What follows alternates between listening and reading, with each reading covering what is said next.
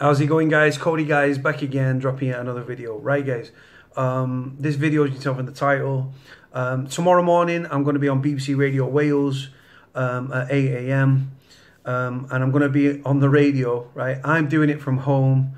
Andrew Baxter, who's a spokesperson for the Prison Officers Association, or the POA, is going to be down in Cardiff in the studio. I'm doing a Skype call, and we're going to be doing an interview where we're going at each other. We're talking about the 50% rise in violence in prisons and stuff. So tune in tomorrow. You can go, if you type in BBC Radio Wales to Play Store or iTunes, it'll come up with like, there's a couple of apps. There's one that's like all radio stations in Wales, and then you can go down and you can listen in and stuff if you're interested. If you're still asleep or you're at work or whatever, you can't listen in, can you? But yeah, guys, so I was contacted this morning by a lady called Ione from BBC Radio Wales. She wants me to be on the programme tomorrow.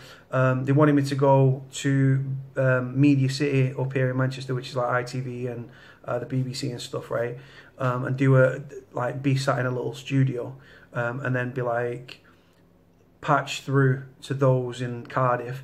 But then she just said, look, she said the studios are all busy, so will you do it via Skype? So I'm doing a Skype interview tomorrow morning at 8 o'clock in the morning. So I'm going to be up bright and early, have my coffee going, and be ready for that. The thing is, guys, with the Prison Officers Association, they're currently trying to blackmail, right, the Ministry of Justice, right, saying we want handcuffs, right, and parva spray. For those that don't know, parva spray, it's CS gas, right?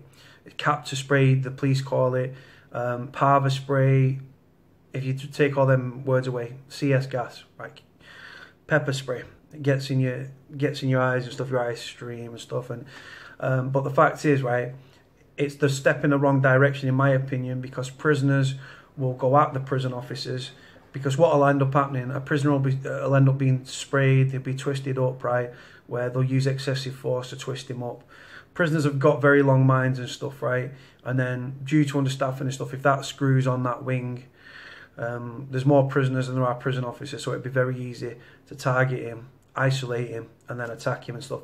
I don't condone or vindicate attacks on prison officers, but at the same time, I know why it happens. I understand why it happens. Like I say, I've seen prisoners get twisted up unfairly, and then the prisoner remembers it, and he's stewing on it and stuff like that, and then he attacks. Simple as that. You've got to fucking lash out. If someone tried to fuck me over, right, and use excessive force against me, I would get my own back as well. But the thing is, right, understaffing and stuff like that, the Prison Officers Association guys, right, they lobbied for the smoking ban, right? They actually actively lobbied and said, we want the smoking ban to come in, right?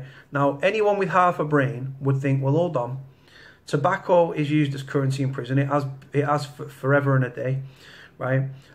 It's also used as a stress relief as well.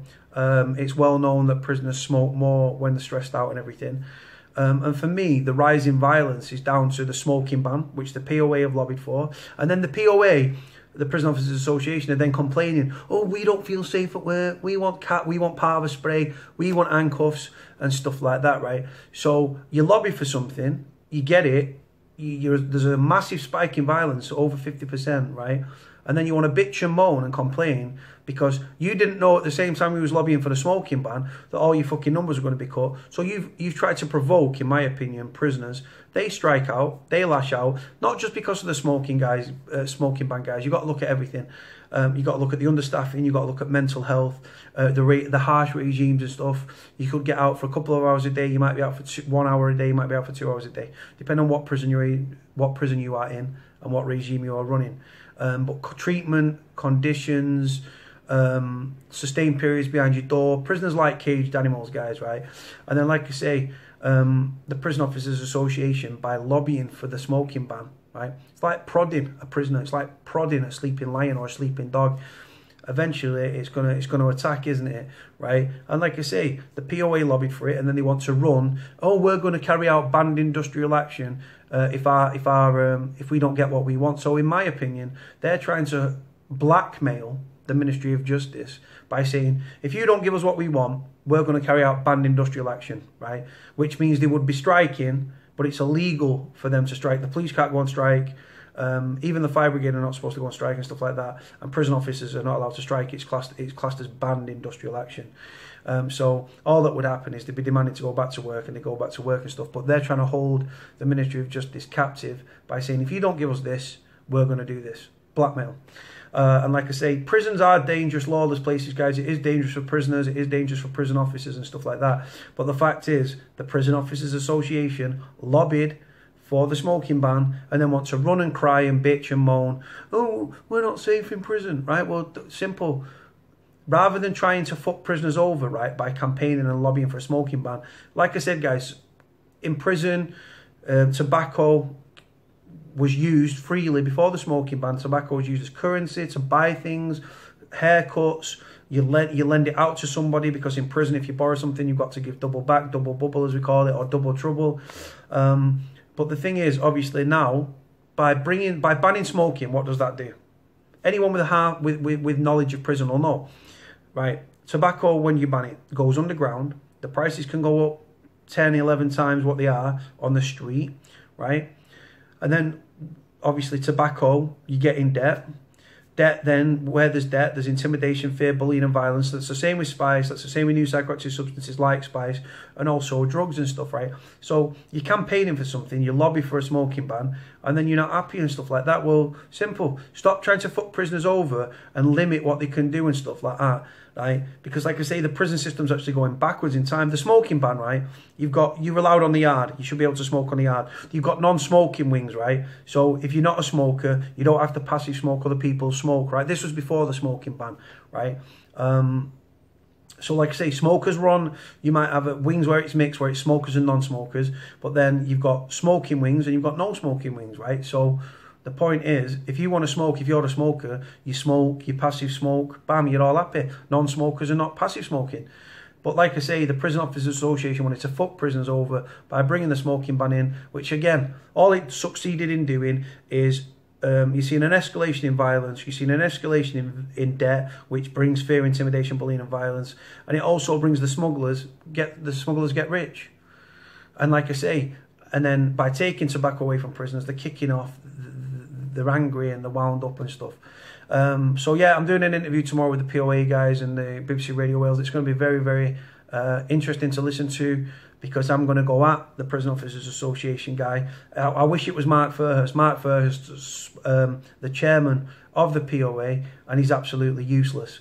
1 minute he's saying he's trying to defend, he's trying to speak out for prisoners, right? This is a man that wants to shackle. He wants us all to wear orange jumpsuits like in America, like Guantanamo Bay style orange jumpsuits. Then he wants to have us shackled when we're out of our cells, so it reduces violence and stuff. Now, then they want powder spray. What next? Batons, fucking baton guns where they can shoot like beanbags that are compact into your chest. Do you know what I mean? Whatever next, man. They'll want police coshes next. They'll want powder spray. They want bulletproof vests, not stab-proof vests and stuff. Fucking mental, guys. Like I say, you bring it, you lobby for something that you know is going to wind the prisoners up and stuff. And the smoking ban, I don't think I think there's a direct correlation between the 50% rise in violence and the smoking ban. Like I say, it's just fucking mental, guys. It's really angered me to see. I'm really fucking wound up about it. I'm really, really wound up. But tomorrow I'm doing this interview, and I'm looking forward to it, to be honest. It's me able to go at the Prison Officers Association, people that you don't normally get to embarrass and stuff. And I'm going to embarrass him. I'm not going to kick off or swear. I don't do all that on interviews, right? I'm articulate, and I'm going to come at him. And I'm gonna say, you want to complain about understaffing and everything, but you're moaning about violence, but then you guys lobbied for the smoking ban, which you knew would see an increase in violence.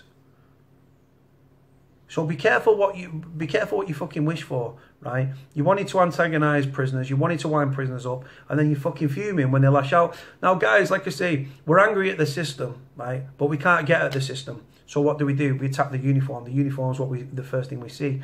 Again, I don't condone violence to prison officers, but I've seen bully boy prison officers twist the prisoner up, and then the prisoner's got his own back, and rightfully so.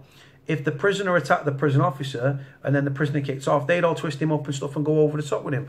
It's an eye for an eye and a tooth for a tooth, guys. It's as simple as that.